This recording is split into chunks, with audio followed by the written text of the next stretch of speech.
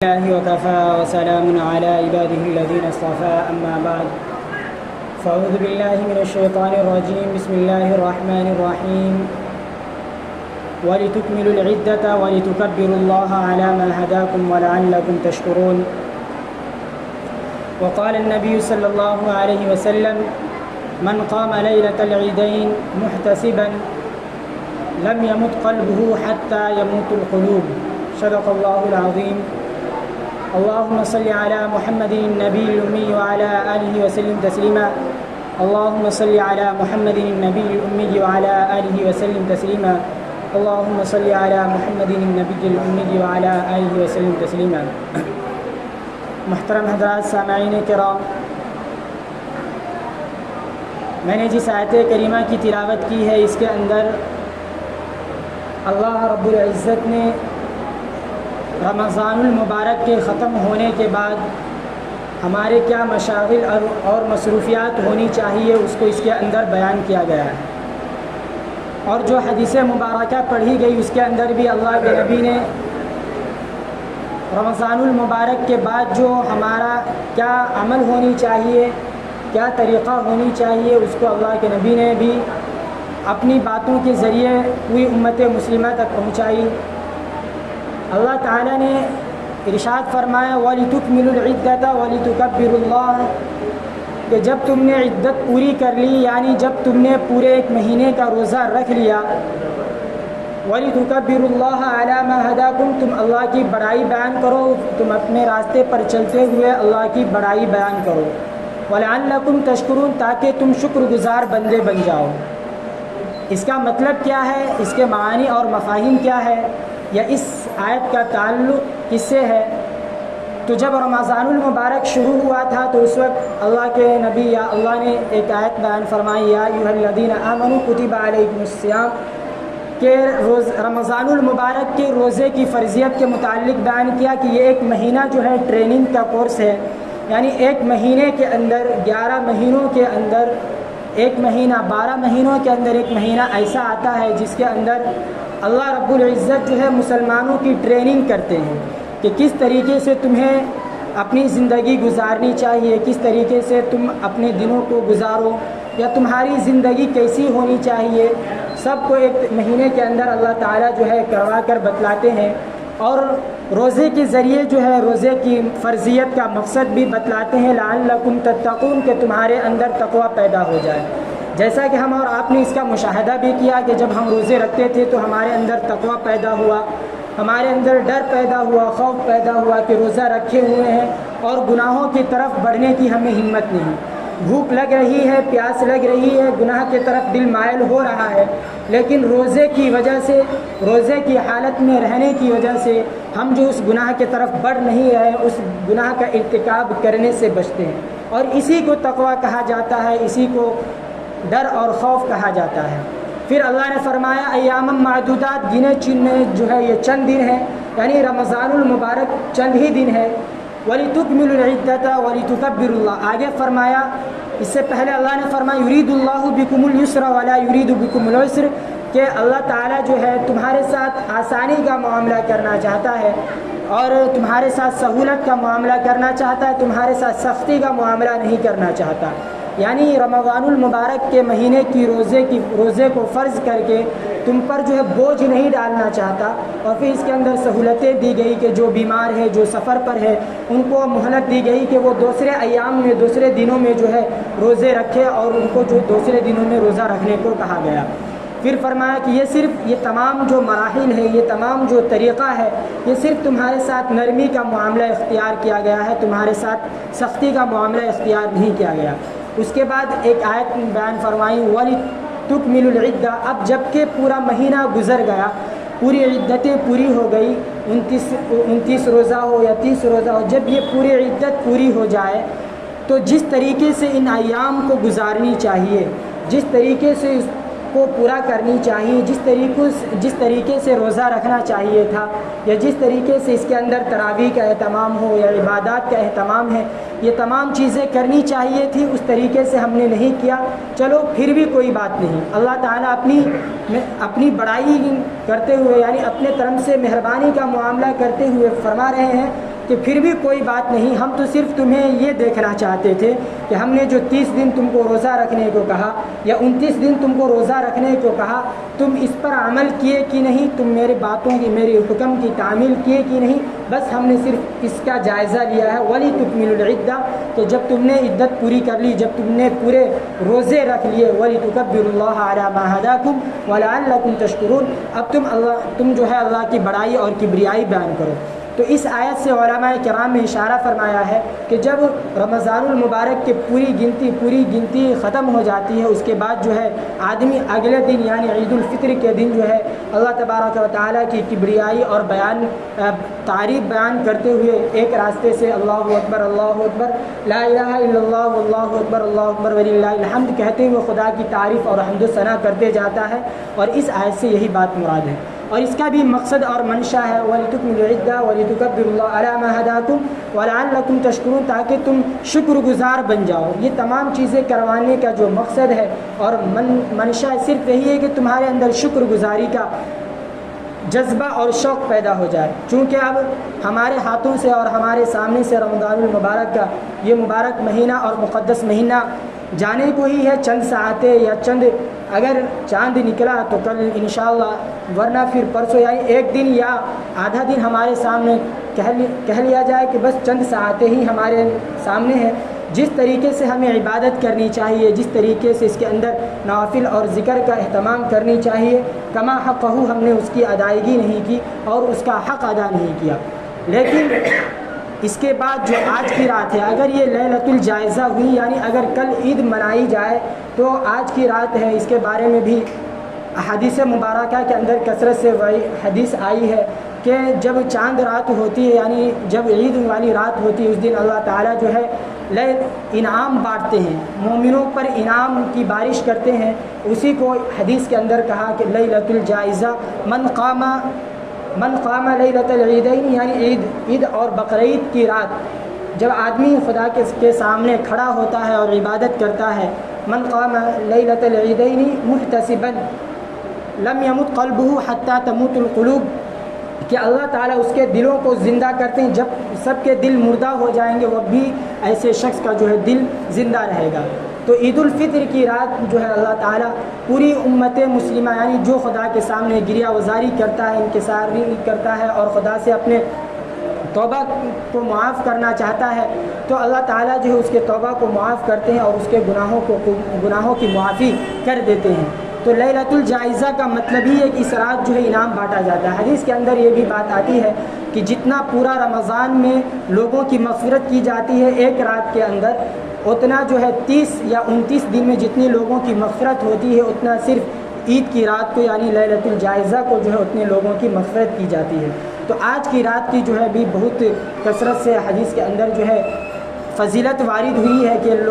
لیکن ہمارے معاشرے کے اندر جو ہے چاند رات کو جو ہے شاپنگ کے اندر یا مارکیٹنگ کے اندر یا ادھر ادھر گپ شپ کرنے کے اندر جو ہے لوگ جو ہے ختم کر دیتے ہیں، حالانکہ اس رات بھی جو ہے ہمیں عبادت کے اندر اپنے وقت کو صرف کرنی چاہیے۔ پھر اس کے بعد جو اگلا جو دن ہے عید الفطر کے دن، اس دن بھی اللہ تعالیٰ انعام بانٹتے ہیں۔ اللہ تعالیٰ فرشتوں سے کہتے ہیں، حدیث کے اندر بات آتی ہے، اللہ تعالیٰ فرشتوں سے پوچھتے ہیں کہ اے فرشتوں، اس مزدور کی کیا قیمت لگائی جائے جو اپنی پوری مزدوری کرتا ہو یعنی پورا کام کر دیا ہو، اس کی کیا مزدوری ہو؟ تو فرشتے اللہ تعالیٰ سے فرماتے ہیں کہ اللہ اس کی جو ہے پوری مزدوری عطا کر دی جائے، پوری مزدوری دے دی جائے۔ پھر اس کے بعد اللہ تعالیٰ فرشتوں سے مخاطب کرتے ہوئے کہتے ہیں اور قسم کھاتے ہیں، میری عزت کی قسم، میری جلال اور میرے رتبے کی قسم کہ میں نے ان کی تمام گناہوں کو معاف فرما دیا، ان کے تمام عبادت کو قبول کیا اور ان کی تمام معصیتوں کو معاف فرما دیا۔ پھر جب بندہ عیدگاہ آتا ہے، عیدگاہ سے جب واپس ہوتا ہے تو اللہ تعالیٰ اس وقت ارشاد فرماتے ہیں کہ اے بندو، اب تم خوشی واپس لوٹ جاؤ، یعنی تمہیں بخش دیا گیا ہے، تمہیں جو ہے تم اب بخشائے اپنے گھر لوٹ جاؤ۔ تو یہ تمام فضیلتیں جو ہے عید اور عید الفطر کے دن کی ہوتی ہے، لیکن اس دن جو ہے ہم لوگ گناہوں کے اندر، معصیتوں کے اندر یا رات بھر جو ہے شاپنگ کر کے یا اسی طریقے سے دیگر فحاشی کاموں کے اندر جو اپنے وقت کو صرف کر دیتے ہیں، اپنے وقت کو خرچ کر دیتے ہیں۔ لہٰذا ضرورت اس بات کی ہے کہ اس وقت کو جو ہے بیکار ضائع نہ کر کے اس کو بھی کسی کام کے اندر، عبادت کے اندر مشغول کیا جائے۔ چونکہ اب رمضان المبارک کا مہینہ ختم ہونے والا ہے، تو ظاہر سی بات ہے جس طریقے سے ہم روزہ رکھنے کا ہم کو حکم ملا، جس طریقے سے ہمیں تراویح کا اہتمام کرنے کو حکم ملا، کما حقہ ہم نے ادا نہیں کیا۔ تو اس کے لیے بھی اللہ تعالیٰ نے قرآن کریم کے اندر طریقہ بتلایا، اللہ کے نبی نے بھی احادیث کے اندر ارشاد فرمایا، کانوا قلیلا من اللیل ما یہجعون وبالاسحار هم یستغفرون، اور اللہ کے نبی نے فرمایا کہ ما اصر من استغفر وان عاد 100 مرۃ، کہ جب دو چیزیں کرنی، اگر کسی شخص کو پورے رمضان کا مہینہ اور پورے رمضان کے اندر جس طریقے سے عبادات ہونی چاہیے، جس طریقے سے اذکار و نوافل پڑھی جانی چاہیے، کرنی چاہیے، عبادت کرنی چاہیے، کما حقہ، ہمارے اندر اتنی استطاعت نہیں ہے کہ ہم اس کو ادا کریں، لیکن جس طریقے سے ہم سے ہو سکا ہم نے ادا کی۔ لیکن بعض ایسے مسلمان بھائی ہیں جنہوں نے نہ روزے رکھے یا اسی طریقے سے نہ تراویح کا اہتمام کیا، نہ نماز پنجگانہ کا اہتمام کیا، تو ان لوگوں کو چاہیے کہ اپنے گناہوں کی معافی کریں اور اپنے کیے ہوئے اعمال پر اور اس پر جو ہے توبہ استغفار کریں اور آئندہ ارادہ کریں۔ جو بھی وقت باقی ہے رمضان المبارک کی، جو بھی مبارک ساعت باقی ہے، مبارک گھڑی باقی، اس میں بھی توبہ استغفار کر کے اپنے گناہوں کی معافی اللہ تعالیٰ سے طلب کریں۔ لیکن جن لوگوں نے کیا کچھ نہ کچھ، روزے رکھے، عبادات کیے، تراویح کا اہتمام کیا، نماز پنجگانہ کا اہتمام کیا، وہ اس پر فخر نہ کرے، اس پر اپنے آپ متکبر نہ ہو۔ کہنے کا مطلب یہ ہے کہ متکبر نہ ہو، بلکہ شکر ادا کرے، خدا تعالیٰ کا شکر ادا کرے، کیونکہ اللہ تعالیٰ نے ارشاد فرمایا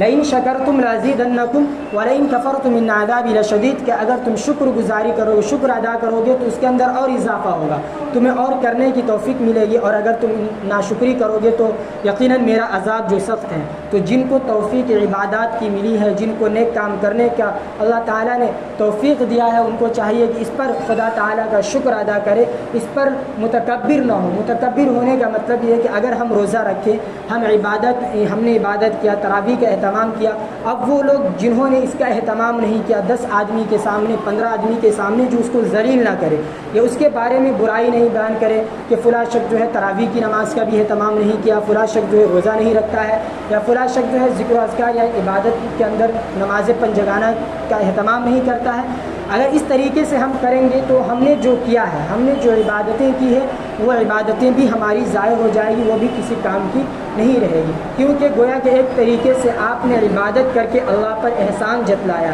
کہ ہم نے ایسا یہ نیک کام کر کے اللہ کا احسان کیا ہے، اپنا کچھ نہیں کیا بلکہ ہم نے یہ کام کر کے اللہ کا احسان کیا۔ تو یہ ایک متکبرانہ چیز ہو جائے گی، اور متکبر اور کبریائی جو ہے اللہ تعالیٰ کو پسند نہیں۔ لہٰذا اگر ہمیں توفیق ملی ہے نیک کام کرنے کی تو اس پر خدا تعالیٰ کا شکر ادا کرنی چاہیے، اور جو ان سے محروم رہیں ان کے لیے دعا کرے، کیونکہ وہ ایک مریض ہوئے، وہ بھی ایک طریقے کے مریض ہوئے کہ ان کو جو ہے اللہ تعالیٰ وہ جو ہے ان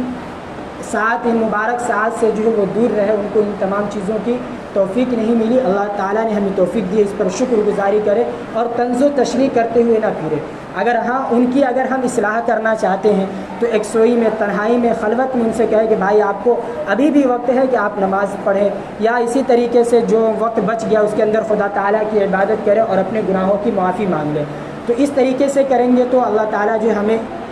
دعوت دینے کا بھی ثواب عطا کرے گا۔ اگر ہم طنز کریں گے، تشنیع کریں گے، کسی کے سامنے اس کی غیبت کریں گے، تو وہی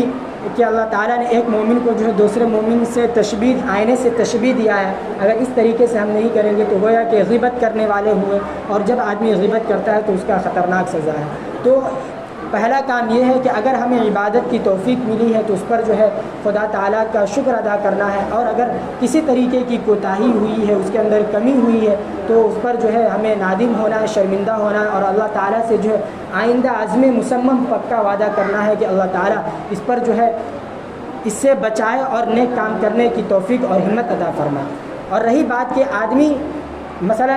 حدیث کے اندر ان لوگوں کے بارے میں ہے کہ کچھ ایسے لوگ ہیں جن کی جو ہے رمضان المبارک کے اندر بھی، شب قدر کے اندر بھی، یا لیلۃ الجائزہ کے اندر بھی مغفرت نہیں ہوتی ہے، والدین کے ساتھ حسن سلوک نہ کرنے والوں کی، اطاعت نہ کرنے والوں کی، اسی طریقے سے جن لوگوں کو شراب کی عادت ہے، شراب پینے کی عادت ہے، یا قطع صلہ رحمی یعنی رشتہ توڑنے کی عادت ہے، ایسے لوگوں کے بارے میں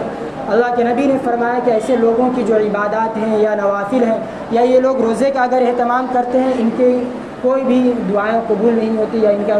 روزہ اللہ تعالیٰ کے بارگاہ میں قبول نہیں ہوتا ہے۔ ان لوگوں کو چاہیے کہ وہ ابھی ہی ارادہ کر لے کہ ہم جو ہے شراب کی عادت کو چھوڑ دیں گے، یا اگر کسی سے ہم نے کینہ کپٹ رکھا ہے، حسد ہے، جلن ہے، کسی کے بارے میں غلط خیال رکھتے ہیں تو اپنے دل سے جو ہے اس کینے کو، اس حسد کو صاف کر لیں۔ یا اسی طریقے سے اگر کسی سے اگر رشتہ توڑ لیا ہے تو رشتہ کو جو ہے استوار کرنے کی، وہ رشتے کو بنانے کی کوشش کرے۔ اور اگر اسی طریقے سے والدین کا حق اگر ہم ادا نہیں کرتے ہیں، والدین کا حق کا مطلب یہ نہیں ہے کہ صرف سلام کلام۔ لوگ ہمارے معاشرے کے اندر ایک بات برجستہ کہہ اٹھتے ہیں کہ صرف سلام و کلام سے والدین کا حق ادا ہو گیا، ایسا نہیں۔ والدین کے حقوق کا مطلب یہ نہیں۔ والدین کے حقوق کو اللہ تعالیٰ نے خود قرآن کریم کے اندر ارشاد فرمایا، وَقَضَىٰ رَبُّكَ أَلَّا تَعْبُدُوا إِلَّا إِيَّاهُ وَبِالْوَالِدَيْنِ إِحْسَانًا، کہ سب سے پہلا کام یہ ہے کہ تم خدا کی عبادت، صرف عبادت تو خدا ہی کی کرنا ہے، اور عبادت کے لائق اور قابل تو خدا ہی تعالیٰ، لیکن وَبِالْوَالِدَيْنِ إِحْسَانًا، کہ والدین کے بھی تمہارے اوپر احسانات ہیں۔ کیا ہے؟ پھر آگے فرمایا کہ کیا حقوق، اما یبلغن عندک الکبر احدہما او کلاہما فلا تقل لہما اف ولا تنہرہما، کہ والدین ماں یا باپ میں سے دونوں میں سے کوئی اگر بڑھاپے کی عمر کو پہنچ جائے تو ان کے ساتھ کیا کرنا ہے، یا دونوں اگر بڑھاپے کی عمر کو پہنچ جائے تو کیا کرنا ہے۔ خود اللہ نے فرمایا فلا تقل لہما اف، کہ ان کو اف بھی مت کہو، ولا تنہرہما، اور ان کو نہ جھڑکنا ہے۔ لیکن ہمارے معاشرے کے اندر ہوتا کیا ہے کہ لوگ صرف ماں باپ سے بات، صرف سلام کلام کرتے ہیں تو کہتے ہیں کہ ماں باپ کا حق ادا ہو گیا، یا ماں باپ کے ساتھ جو ہے یہ رشتہ قائم ہو گیا۔ یہ نہیں، ماں باپ کے ساتھ رشتہ قائم ہونے کا مطلب ہے کہ ماں باپ کو کیا ضرورت پڑتی ہے۔ مثلا ابھی تہوار کا موقع ہے، عید کا موقع ہے، اس وقت ماں باپ کو کیا ضرورت ہے، آپ کے ساتھ آپ کا ان کے ساتھ کیا رویہ ہونی چاہیے، کیا برتاؤ ہونا چاہیے، کہ ان کے پاس عید کا کپڑا ہے، یعنی ان کو خرچ کی ضرورت ہے، اگر وہ بیمار ہے تو ان کو ان کی عیادت کی اور ان کے علاج کے لیے پیسے کی ضرورت۔ یہ تمام حقوق ہیں ماں باپ کے۔ سلام کلام تو آدمی ایک دوسرے مسلمان سے بھی، جن کو آدمی نہیں پہچانتا ہے، ان سے بھی سلام کلام کر کے آدمی اپنے رشتے کو اور اپنے تعلق کو استوار اور قائم کر سکتا ہے۔ لیکن ماں باپ کے ساتھ صرف سلام کلام کرنے سے جو ہے کام نہیں چلے، بلکہ ان کے تمام حقوق کو، کہ جس طریقے سے انہوں نے آپ کی پیدائش کے وقت جو اذیتیں اور جو تکالیف برداشت کی ہے، انہوں نے آپ کی نیند پوری کرنے کے لیے بچپنے کے اندر جب آپ روتے تھے، آپ کے بلکنے کی آواز سن کر وہ دوڑے دوڑے آتی تھی اور پوری رات جاگتی تھی آپ کی اور آپ کو سلاتی تھی۔ یہ تمام احسانات کو یاد کریں اور اس کے بعد آپ خود فیصلہ کریں کہ کیا ہم ماں باپ کے ساتھ سلام کریں گے، یا ماں باپ کے ساتھ تھوڑی میٹھی بولیں گے تو کیا ان کا دل خوش ہو جائے گا؟ ہرگز نہیں۔ ہاں، ہو سکتا ہے کہ صرف ان کے ساتھ میٹھے انداز میں ہم میٹھے بول لیں تو ان کا دل خوش ہو جائے، لیکن بسا اوقات آپ کو ان کے پیسے، آپ کے پیسے کی ضرورت ان کو پڑتی ہے، یا طرح طرح سے جو ہے آپ کی مدد کی ضرورت ان کو پڑتی ہے، تو ان تمام مراحل میں آپ کو ان کا ساتھ دینا چاہیے۔ صرف اتنے پر اکتفا کافی نہیں ہوگا کہ سلام کلام اور بات تعلق۔ بہرحال تو یہ جو ہے ایسے لوگوں کی جو ہے مغفرت ان راتوں میں نہیں ہوتی ہے۔ ہمیں چاہیے کہ ہمارے اندر اگر کمی ہے یا کوتاہی ہے تو ان تمام چیزوں کو ختم کریں، کیونکہ اللہ کے نبی ارشاد فرماتے ہیں ما اصر من استغفر وان عاد 100 مرة، کہ اگر کوئی شخص کوئی گناہ بار بار کرتا ہے، اگرچہ 100 مرتبہ اس گناہ کو کرتا ہے، لیکن اس گناہ سے توبہ استغفار کرتا ہے، اللہ تعالیٰ جو ہے اس کو معاف فرماتے ہیں اور اللہ تعالیٰ جو ہے اس سے محبت فرماتے ہیں۔ خود اللہ تعالیٰ نے فرمایا لا تقنطوا من رحمت اللہ فإن اللہ یغفر الذنوب جميعا، کہ اے میرے قل یا عبادی الذین اسرفوا علی انفسہم، کہ اے میرے بندو تم اللہ کی رحمت سے نا امید مت ہو۔ اگر تم نے کتنا بھی گناہ کر لیا ہے، اس تمام گناہوں کو اللہ تعالیٰ معاف فرما دے۔ اور حدیث قدسی کے اندر بھی ہے کہ اگر زمین آسمان کے درمیان جو خلا ہے اس کے بقدر بھی اگر تم گناہ کرو گے، اس کے بعد بھی اگر کسی بھی گناہ پر نادم و شرمندہ ہو کر اپنے گناہوں کی تلافی کرو گے اور گناہوں کی مغفرت چاہو گے تو اللہ تعالیٰ جو ہے تمہارے گناہوں کو معاف کر دے گا اور تمہاری بخشش۔ اللہ تعالیٰ گناہوں سے توبہ کرنے والوں سے محبت کرتا ہے، ان سے اور ان کے اور قریب ہوتا ہے۔ اللہ تعالیٰ خود فرماتے ہیں وَإِذَا سَأَلَكَ عِبَادِي عَنِّي فَإِنِّي قَرِيبٌ أُجِيبُ دَعْوَةَ الدَّاعِ إِذَا دَعَانِ فَلْيَسْتَجِيبُوا لِي وَلْيُؤْمِنُوا بِي لَعَلَّهُمْ يَرْشُدُونَ، کہ اللہ تعالیٰ فرماتے ہیں کہ جب میرے بارے میں آپ سے میرے بندے سوال کریں کہ کہ اللہ تعالیٰ کیا ہے، تو کہنا ہے فَإِنِّي قَرِيب، اور جب مجھے کوئی پکارتا ہے، جب مجھ سے کوئی دعا مانگتا ہے، مجھ سے اجیب دعوت الداعی، جب مجھے پکارنے والا پکارتا ہے اذا دعان، تو میں اس کی دعاؤں کو قبول کرتا ہوں، میں اس کی حاجتوں کو پوری کرتا ہوں۔ تو اللہ تعالیٰ نے اتنی چھوٹ دے رکھی ہے، اور سب سے بڑی بات یہ ہے کہ 12 مہینے کے اندر ایک مہینہ ایسا دیتا ہے کہ اللہ تعالیٰ اگر ہم چاہیں تو اس کے اندر اپنی پوری بخشش کروا سکتے ہیں۔ اور اللہ کے نبی نے فرمایا کہ جس نے پورے رمضان المبارک کا مہینہ پایا اور اس کے اندر اپنی بخشش نہ کروا لی تو اس سے بڑا بد نصیب اور بدبخت شخص دوسرا کوئی نہیں ہے۔ لہٰذا ضرورت اس بات کی ہے کہ ہم جو ہے اپنے تمام جو بھی وقت بچ گیا ہے اس کے اندر خدا کی عبادت کریں، یا ہم نے جن کے حقوق پورے نہیں کیے ہیں، مثال کے طور پر کل عید ہی کا دن ہے، لوگ خوشی منائیں گے، تو خوشی کا مطلب یہ نہیں کہ ہم صرف نئے کپڑا پہنیں، عمدہ کپڑا پہنیں، بلکہ ہم سے ہر ایک آدمی، یعنی ہم ظاہری اعتبار سے بھی خوش ہوں، ظاہری اعتبار سے بھی لوگوں کو دکھے کہ ہم خوش ہیں، اور باطنی اعتبار سے کا مطلب وہی ہے کہ ہم اپنے دل کو دوسروں کے متعلق صاف رکھیں اور ہر ایک دوسرے سے جو ہے اچھے انداز سے پیش آئیں۔ تو یہ وہ طریقے ہیں